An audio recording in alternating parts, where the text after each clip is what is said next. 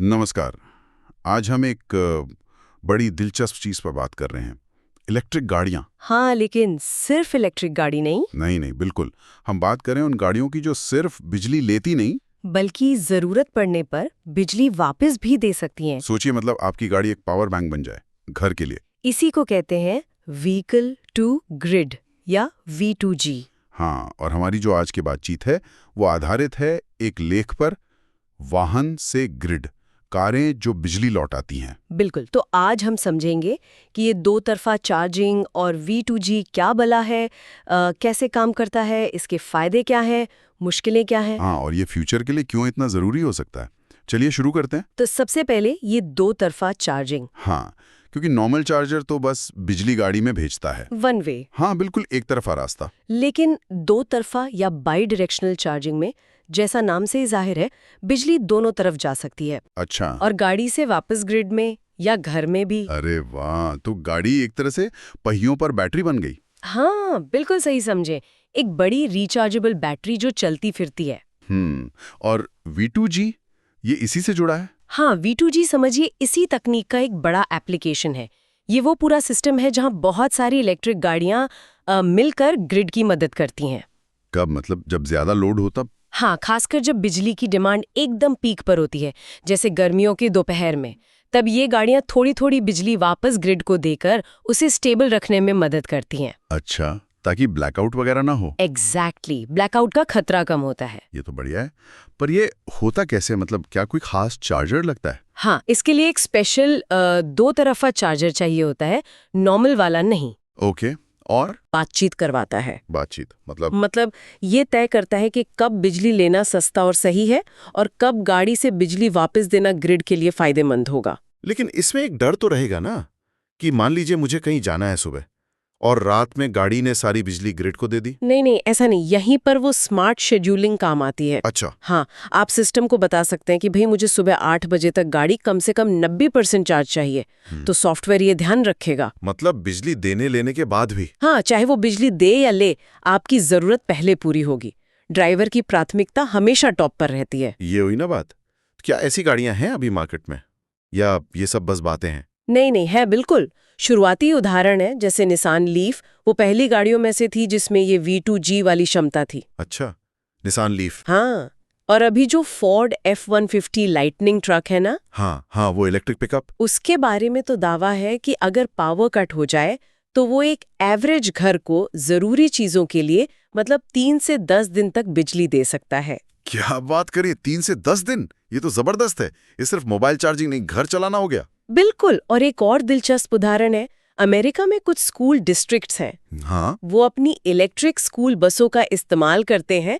गर्मियों में जब स्कूल बंद होते हैं और बसें खड़ी रहती हैं, तो वो उनकी बैटरी से ग्रिड को बिजली सप्लाई करते हैं। अरे वाह, मतलब खड़ी बसें भी कमाई कर रही हैं और ग्रिड की मदद भी। हाँ बिल्कुल, संसाधनों का कितना बढ़िया इस्तेमाल है। सही बात है।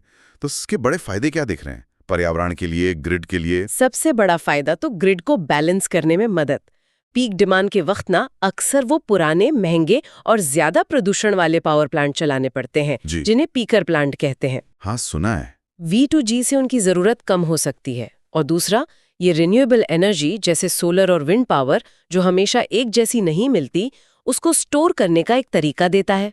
अच्छा, मतलब दिन में सोलर से गाड़ी चार्ज की और रात में या जब जरूरत हो वो बिजली इस्तेमाल कर ली या ग्रिड को दे दी।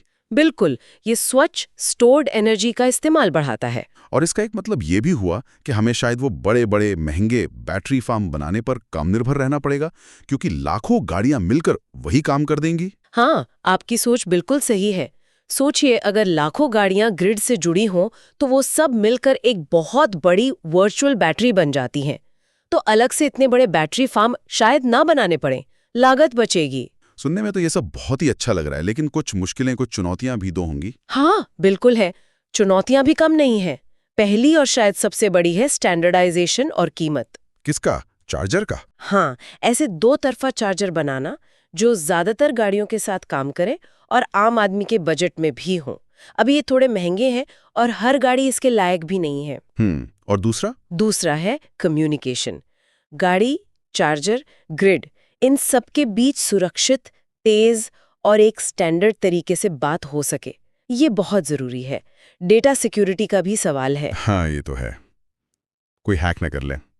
और तीसरा, आपने कहा था बैटरी की सेहत। हाँ, ये भी एक बड़ा सवाल है कि क्या बार बार ऐसे चार्ज डिस्चार्ज करने से गाड़ी की बैटरी की उम्र कम हो जाएगी? मेरा भी यही सवाल था।